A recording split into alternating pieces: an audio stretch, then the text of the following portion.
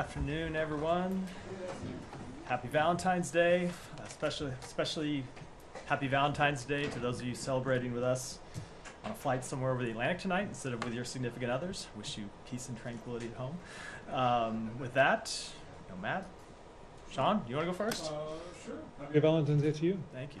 Thank you. Wanted to ask you about, to start off, the talks in Cairo that took place recently that are still continuing in some form. I know there's a limit to probably what you're going to say about it, but do you have any assessment right now about how things stand? Is the U.S. still hopeful that there could be a deal for hostages and a pause in fighting? As has always been the case, I don't want to kind of give a day-by-day, step-by-step update or assessment on the talks or status of them or where they might stand. But we continue to believe that it is possible to achieve a deal. We continue to believe it's in the national security interest of the United States to achieve a deal, and we believe it's in the interest of both Israel and, of course, the Palestinian people. So we will continue to work to try and achieve an agreement that would not just secure the release of hostages, but, of course, allow a pause that would enable the delivery of humanitarian assistance that would alleviate the suffering on the ground in Gaza. Sure. Not to jump around too quickly, but I was wondering if you could comment on today's developments in Lebanon.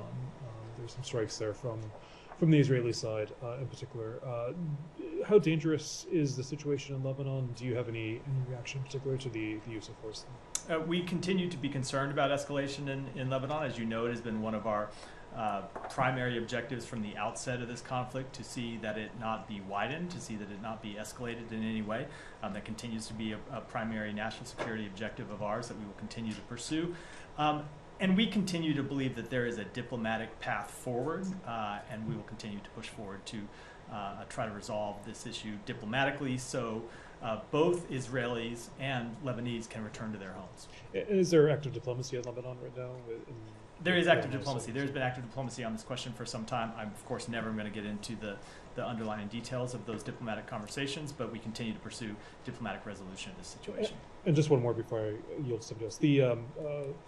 I'm sure you saw, and I believe the National Security Advisor was asked about it, but I wanted to ask you the report from the Wall Street Journal on white phosphorus use in Lebanon.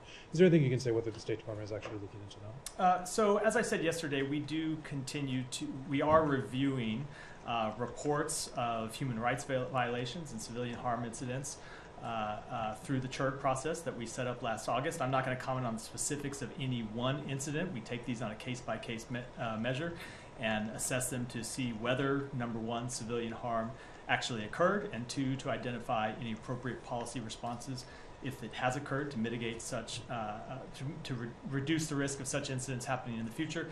But we are going to make it as a kind of blanket policy not to confirm specific incidents that may be under review. Sorry. Thank you. I want to ask you a couple of questions on Gaza, but first I wanted to ask you about what the Israelis did today, demolished a house for Fakhri Abu Diab. He's an activist against demolition to basically make room for a biblical theme park. You have any comment on that? We condemn the demolition of Fakhri Abu Diab's home. He is a community leader in East Jerusalem. We believe that demolition not only obviously damages his home and his family and the lives that they have built there, but the entire community who live in fear that their homes may be next. This has been their family home for generations. Part of the structure dates back to before 1967. He has been an outspoken community leader, including against demolitions, and now his family has been displaced. But I would also like to reiterate that the impact of these demolitions, this is obviously not the first, goes beyond just the impact on this individual family. These acts obstruct efforts to advance a durable and lasting peace and security that would benefit not just Palestinians but Israelis. They damage Israel's standing in the world, and they make it ultimately more difficult for us to accomplish all of the things we are trying to accomplish that would ultimately be in the interests of the Israeli people. And so we condemn them and will urge them, continue to urge that they not continue. Well, you know, Silwan is really adjacent to my neighborhood, so I know the area. I know how many people have lost their homes, how many homes have been demolished.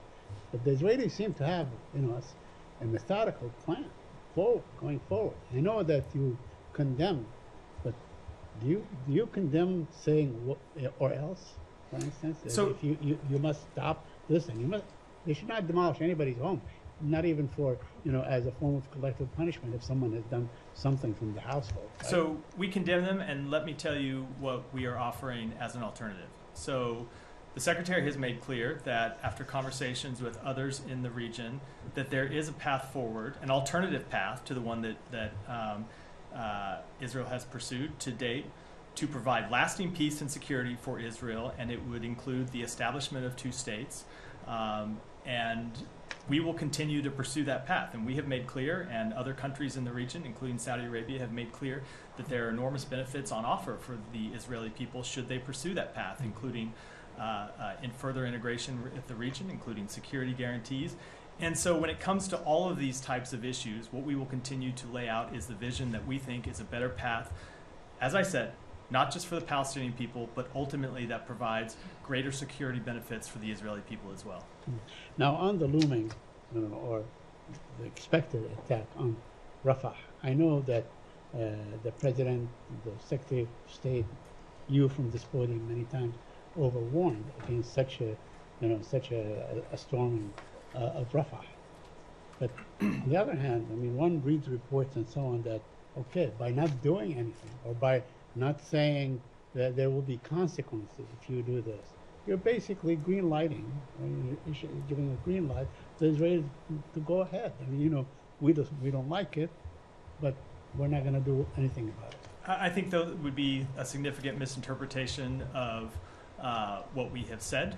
We have made quite clear, both publicly and privately, that we cannot support any military operation in Rafah until such time as Israel has developed a humanitarian plan that can be executed, and that they have executed such a plan. So I know people like to jump ahead far into the process and talk about what ifs, but we're not at the what if stage right now. We are at the making very clear to Israel what we expect stage, and we have seen the government of Israel ask the military for such a plan. We haven't seen that plan yet. We don't know what it will contain. We don't know if it will be executable, as we have said. So we will wait before offering any prejudgments about what will or may or might not happen. We're going to wait to see what that plan looks like and then engage directly with the government of Israel about it. So you're saying, yeah, you can do this with the caveat that you have to make sure that the population, the civilian population, is not harmed or somehow moves from place to place. Now, remember, these people have already been moved there. They've been, instructed by the Israelis to go to Rafah. You don't have to tell me. Remember, I said that myself from this podium. I remember, but this is the thing. It's deja vu, all over again. Which is why we have made clear that there has to be a plan. Look, there are Hamas. There are, as I've said yesterday, there are 2 things that are true in this situation, right? Yeah. One, that there are Hamas battalions that operate in Rafah, that exist in Rafah, that continue to pose a threat to the national security of Israel. Hamas battalions, part of an organization that attacked Israel and has made clear they want to continue to attack Israel. At the same time, so I'd say as a first matter, of course, Israel has the right to take military action against those Hamas battalions that pose a threat to it. At the same time, they have an obligation to make sure that they only do so in a way that puts civilian protection first. And that is what we have made clear to them, and so we will see the plan that they will develop, and I will wait and pass judgment until we see that. Thank you. Alex. One of the topics, one stop is NATO, given the recent debate in this town. NATO today disclosed that its defense spending hits high record, so record high. 18 members 18. Are about to hit the 2%. Up from 11, I believe, right? Target, not the goal, or they don't owe anyone any money. But can you speak to this importance of this development? We think it's incredibly important. So look, we have made clear that there are targets that NATO countries have agreed to, that they would spend 2% of their budgets on national security. We have made clear that we expect countries to meet that target. There is often this misnomer that countries pay money to the U.S. and they're in arrears. That, of course, is not factually the case. That's not factually how it works. But there are defense spending targets that they're supposed to meet. And as the Secretary General announced today, a record number of those countries are now meeting those targets, 18, almost 2/3 of the alliance. And we continue to see progress from other countries towards meeting those targets, and we will urge those who have not yet met them to continue to take steps to do so. But again, as I said earlier this week, NATO is an alliance that the American people derive tremendous benefit from, provides some tremendous security to the United States, and that's why we have seen durable, long-lasting, widespread support, not just in Congress, not just from leaders in Congress, but also from the American people, and we expect that to continue. Thank you. A couple of questions on sanctions. The U.S. took part today in Brussels at EU sanctions coordinators forum. This is the first time, if as far as I follow. The reports that EU, on its end, is considering secondary sanctions against, Central Asia, Turkey, and other countries or companies based in those countries in its next package. I know you don't, telegraph your sanctions, but can you at least assure us that? But would I do it in this case? At least assure us that you will not, you'll follow the suit once they put it out, or is it part of the conversation? Assure you that what? That the U.S. will not lag behind when Europeans move forward. I don't think if you look at the United States actions in this regard, we have been a leader. We have been at the forefront at holding Russia accountable for its actions, and we will continue to be a leader in this regard. But of course, as you, I think, knew by the way you framed your question, I am not going to preview any sanctions action that we may or may not take. And on that line, Putin today signed a confiscation law, which experts believe that further complicates, and endangers, if you want, foreign investment, including Americans. And this is something we discussed in this room before, that State Department recently updated its business advisory for Burma. Why not imposing same advisory on Russia? I just don't have any update on where that stands. And my final question, if you don't mind, on Nagorno-Karabakh. Jake Sullivan today from White House podium announced that the conflict in itself, also support for the victims of the conflict, he said, is part of the next package. Is the State Department looking for additional resources, and in what form you are trying to get involved?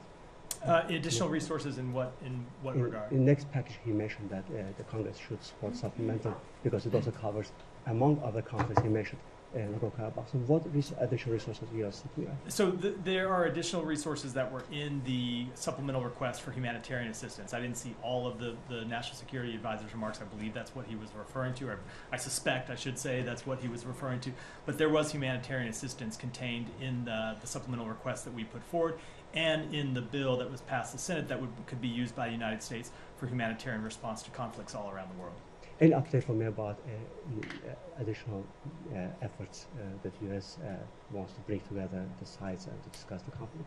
Anything about the next couple of days, weeks? I do not have any schedule announcements for you. I know what you're getting at, but I'm not going to bite, Alex. I want to go back to the Lebanese-Israeli border, if you don't mind. Yeah, it's clear now that Hezbollah announced a few days ago, or a couple of days ago, that his war activities or military activities or engagement in this conflict is linked to the war and military activities in Gaza.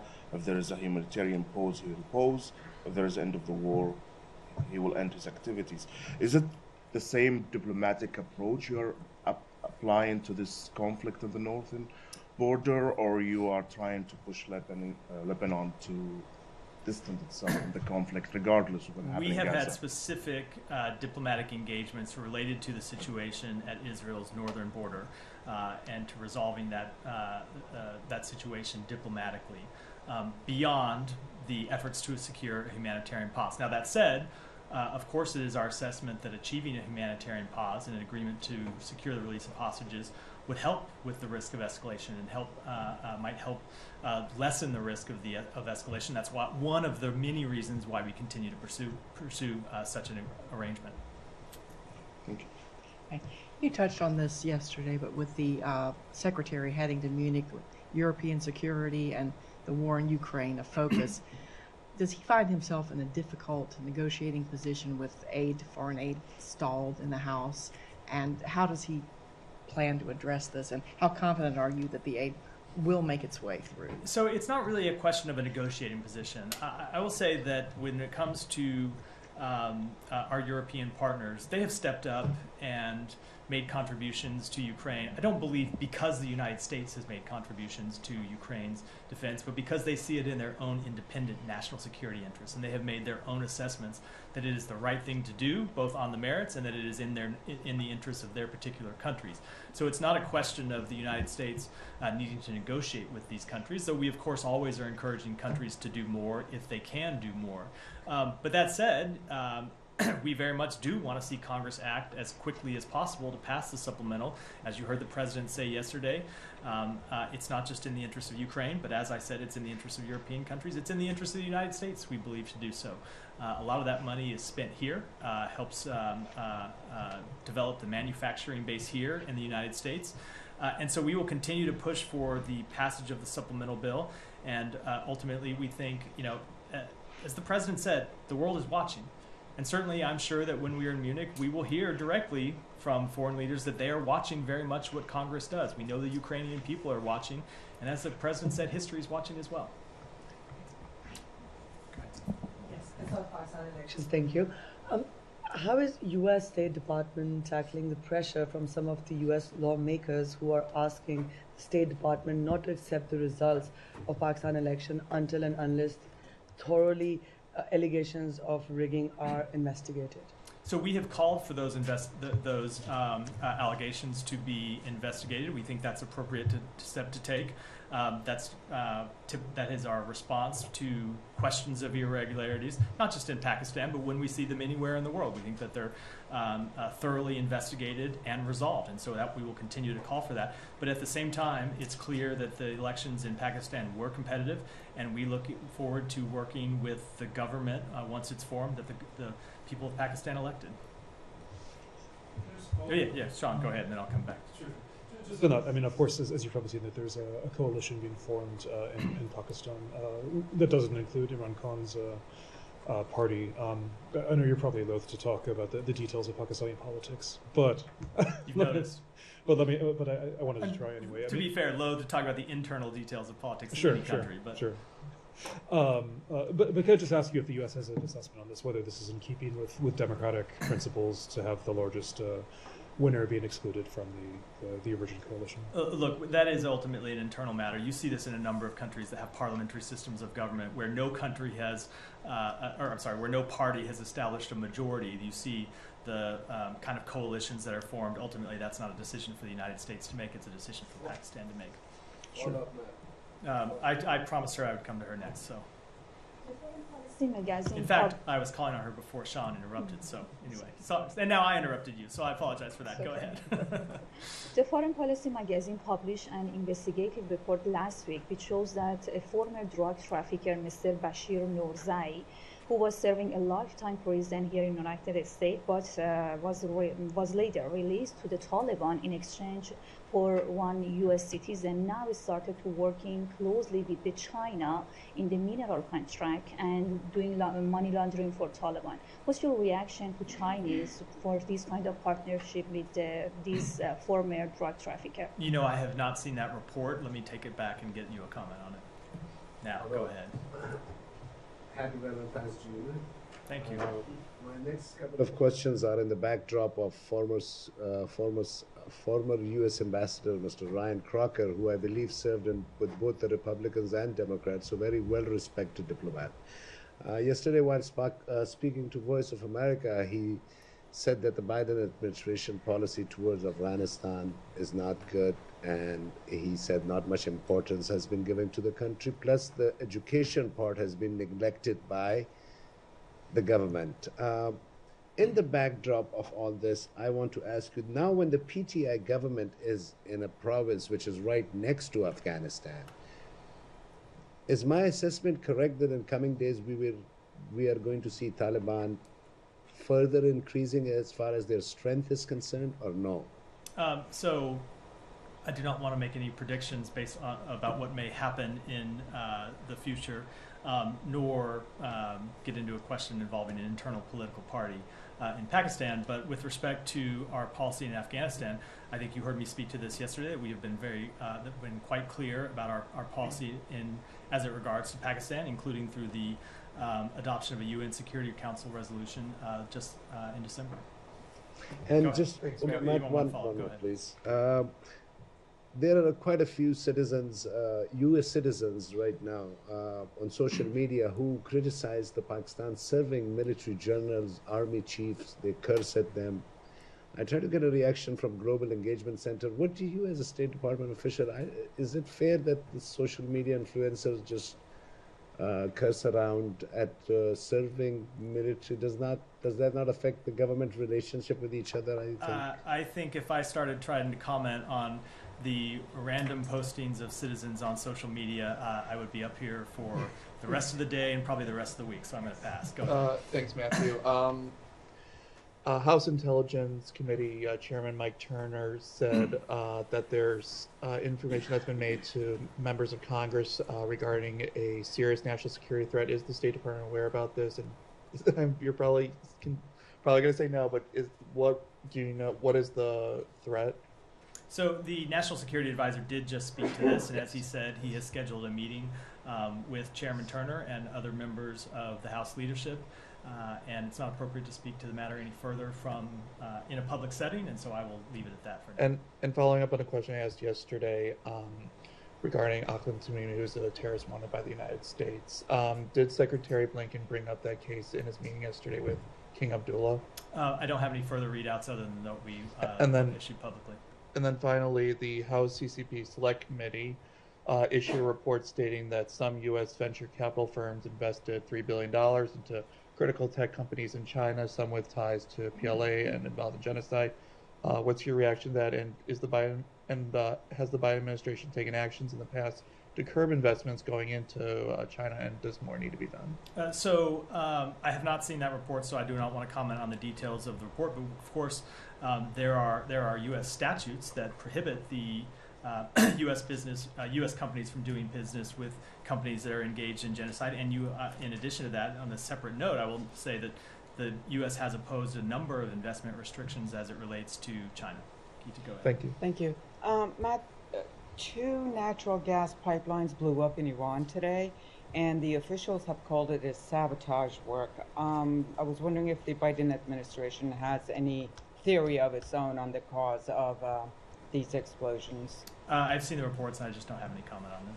When earlier, one of the proxy groups of Iran attacked Tower 22 in Jordan, which led to the killing of 3 American servicemen, the Biden administration said that they were going to retaliate.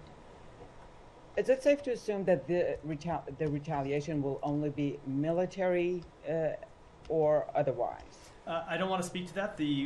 We have made clear that some of our responses would be seen and some would be unseen, and I think I'll leave it at that. Go ahead. Thank you very much. Russian ambassador Antonov said last week that he held meetings with U.S. officials, including at the State Department, and that he discussed with them the crash of the cargo plane, the Russian plane with Ukrainian prisoners of war in the Belgorod region, and he said that U.S. officials showed interest in considering Russian proposals on investigating the incident.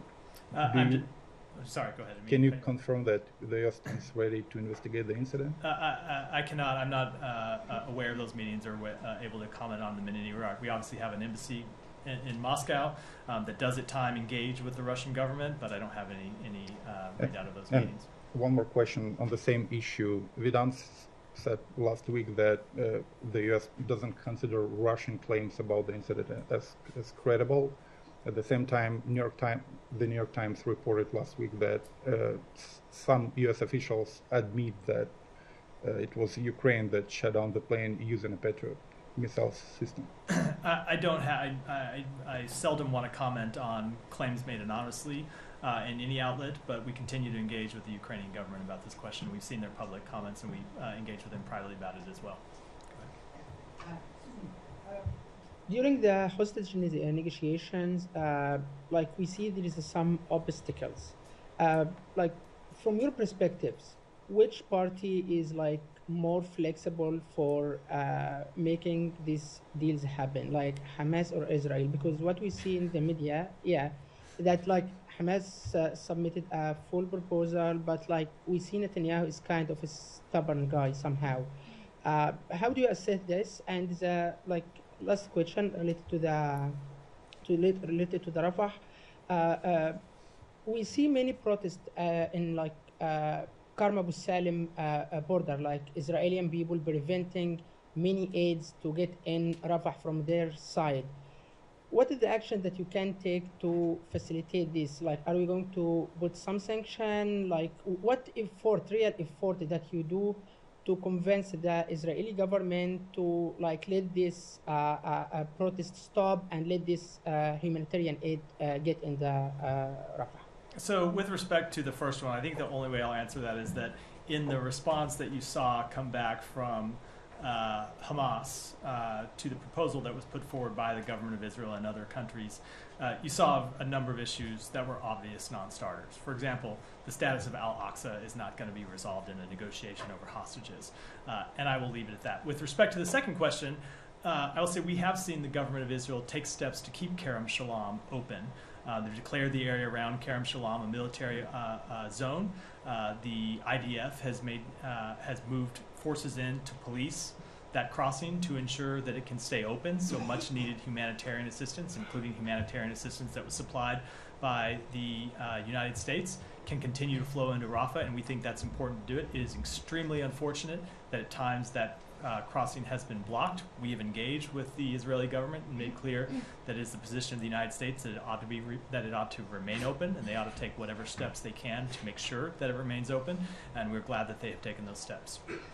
Go. I'll come to you next. Thank you. Good afternoon, sir. I have a couple questions on Gaza. It's been over 2 weeks since Israeli forces attacked Hind al-Arab's family, killing her aunt, uncle, and cousins, leaving her trapped alone in her vehicle. We heard her pleas to the Red Crescent Society. 2 medics were sent, all to be blown up allegedly by Israeli forces.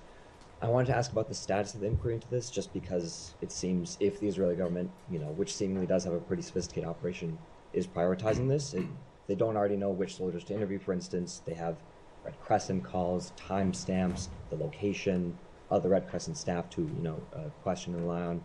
Plenty of material to figure out who exactly to inquire with and to figure out who to hold accountable. So I want to first ask about the status of this investigation. Sure. So I think that question is appropriately directed to the government of Israel. I will say on behalf of the United States, we have made clear to them that we want that incident to be investigated. They have told us they are investigating it.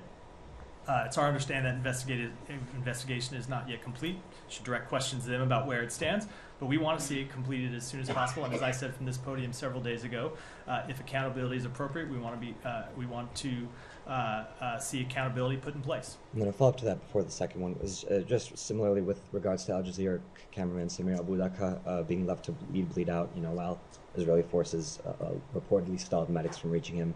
I know that previously you have said there's investigations into that. Is there any updates on that investigation? I don't have any update on that. Again, we press the government of Israel on these matters, and at times I'm able to comment on specific incidents from here where we've gotten answers, but ultimately those are questions better directed to the government of Israel. Thank you. Okay, and then the last question. As you've said repeatedly, the U.S. chose to be cautious as it suspended funding to UNRWA for allegations that 12 of its 30,000 person staff, may have been involved in the atrocities on October 7th. And as you described yesterday, that's kind of standard U.S. policy to have this type of caution with all sorts of entities. But, as our colleagues have asked you over the past few months, there have been broad and specific human rights violations that we've been concerned about, human attacks against hospitals and churches, targeting people with white flags, both Israeli hostages and Palestinians, torturing Palestinians, and now, of course, this attack on Hind al-Arab's family and then leaving her to die horribly. And so I'm wondering, on all this, you've said we're looking into it and Israel is investigating, but in each of these cases, the U.S. doesn't seem to be as cautious with its money and support as it is with UNRWA. It's to the point that the ICJ and the U.S. court both say Israel may be plausibly committing genocide. Still, U.S. money is coming, while the U.S. shut off UNRWA funding immediately. So I'm just wondering if you could explain that sort of difference. Let me say there is, I think, a false equivalency embedded in that question between members of a terrorist organization who went out and intentionally killed innocent civilians. Right, that is the difference. When you have members of Hamas who participated in October 7th, according to the allegations made by the government of Israel, that I should say UNRWA itself found credible. Those are allegations that UNRWA found credible of people intentionally participating in a terrorist action to murder civilians. That is different than a military campaign conducted in an environment where that terrorist organization hides behind human shields. And so we will continue to engage with the government of Israel about how to minimize civilian casualties. There have been far too many over the course of this campaign, and how to prevent civilians from being killed. But I think they are very different matters for the reasons I just articulated. Just a follow-up, Channel. Let me, Saeed, go ahead. So I'm going to have to wrap in a minute to go to the meeting. So. Secretary Anthony Blinken yesterday spoke about hostile diplomacy and as an international security threat and so on. I want to ask you, the Israelis have arrested roughly 5,000 Palestinians from the West Bank, not in Gaza, from the West Bank. Almost none of them have been charged with anything since October, and no charges. What do you call this? I mean, they come in the middle of the night, they take young men and women and so on. Many are children, as a matter of fact, 12, 13, 14 years old and so on. Isn't this really something that a government in this case, leveraging the taking of people, incarcerating them without any charges for maybe a future kind of a bargaining? So I would say two things about that. Number one, that we want to see due process for those individuals, as we want to see for anyone. And number two, we will continue to encourage Israel not to take any steps that can increase tensions in the West Bank. Let me go to Ksenia, and then I'll come back to you. Then I got to wrap because I do have a meeting. Sorry to quick wrap today. Go ahead, Ksenia. So we say in this room that the words of the United States matter. But despite this, Prime Minister of Kosovo, Albin Kurti, has not been responding to the words, as you're aware, of the United States to suspend his decisions, unilateral decisions, immediately. You had James O'Brien going on the record yesterday, sending a message to Kosovo, and it's happening. So besides the words, what other tools do you intend to use next to compel Kurti to stop with his unilateral actions, given that at the end of the day, this is a question that concerns the U.S. taxpayer? So I'll say that we will continue to engage in diplomacy to resolve this matter, and we want both sides to return to the EU facilitated dialogue. And beyond that, I don't want to preview any specific steps from here. And can you just say about Sean? I'm going to, only because I have to wrap. I said Albania Sean. is tomorrow. What's that? Albania is tomorrow. I just want to ask, if Secretary Blinken in Albania is going to talk to Prime Minister Edi Rama about Kosovo issue, so and try to compel him to reason with her. Whatever the Secretary is going to say to the Prime Minister, I think I'll wait and let him say it privately to them. He does have a press conference in Albania afterwards where he'll talk about that meeting, so please tune into that. Sean, go ahead, and then I do. That you had earlier in the elections in Indonesia. Yeah. I know it's quite general. I know, in line with what we said about Pakistan, you're not getting ahead of who is taking power. But Subianto has claimed victory in this. Of course, as you know, until recently, he was barred from entering the United States on human rights grounds. I mean, that's been resolved since. But do you think that there's any lingering issue on human rights regarding Subianto presidency? So you're right. We did say we would wait for the results to come in. It does appear that he's received the most votes, but I don't want to get ahead of the process that still needs to unfold, the official process in Indonesia. We are committed to the comprehensive strategic partnership with Indonesia that we have had, and of course our 75-year diplomatic relationship with Indonesia, and we are prepared to work with whoever the Indonesian people choose as their democratically elected leader, whether it's Subianto or as it appears to be President Subianto. So, just very quickly, Yeah. The other statement that you had on the call with the Algerian foreign minister, do you know if there was discussion about the Security Council resolution that the Algerians are putting forward about a ceasefire? Did the secretary say it's not a good idea, or some other message? I don't want to get into the private conversation other than what we already included in the readout. With that, sorry for the quick wrap, but I do have to go, so wrap for today. Thanks.